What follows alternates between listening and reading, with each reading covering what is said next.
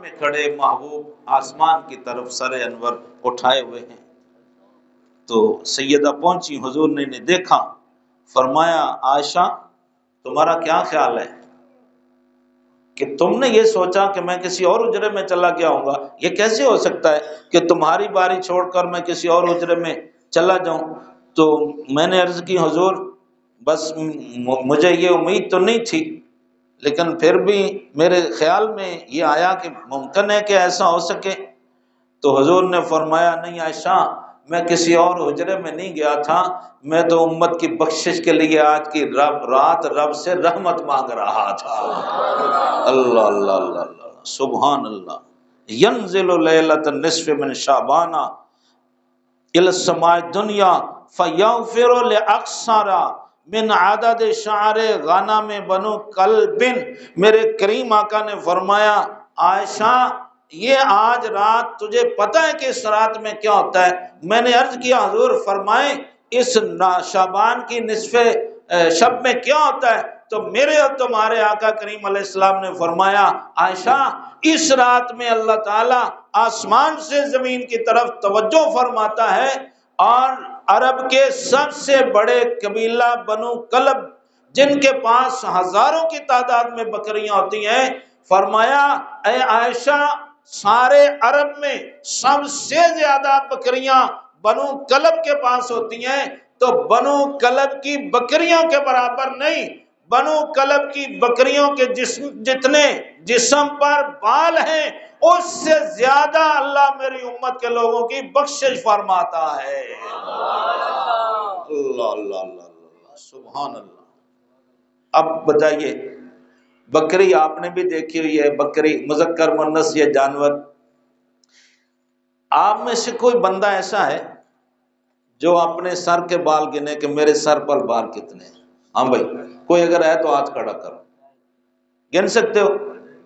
ایک نعمت ہے نا اللہ تعالیٰ کی، سر کے بال نعمت ہے یا نہیں ہے؟ تو ایک نعمت شمار کر سکتے ہو؟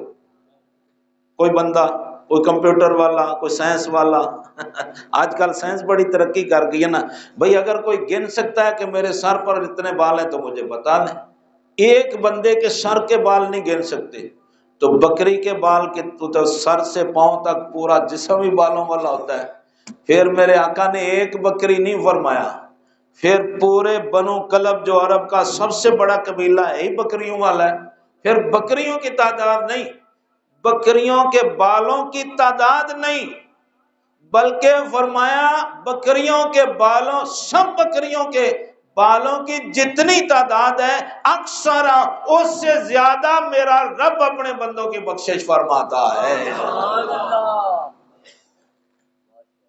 یہاں ایک اور مزے کی بات ہے، دروازہ کھل جاتا ہے، بھئی مجھے آپ یہ بتاؤ یہاں آپ جمعہ ادا کرنے کے لیے تشریف لائے، اللہ تعالیٰ آپ کا قبول فرمائے،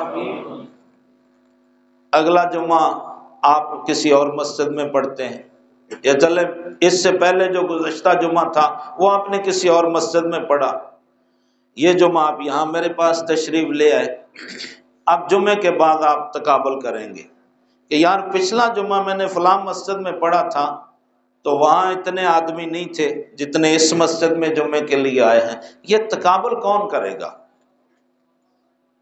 یہ تعداد کا مقابلہ کون کرے گا؟ بھئی جس نے ایک مسجد میں جمعہ پڑھا پھر اگلا جمعہ کسی اور میں، تو پھر دو مسجدوں کے نمازی جو جمعے کی تعداد ہے پھر بھی بتائے گا نا کہ اس میں زیادہ تھے اس میں کم تھے۔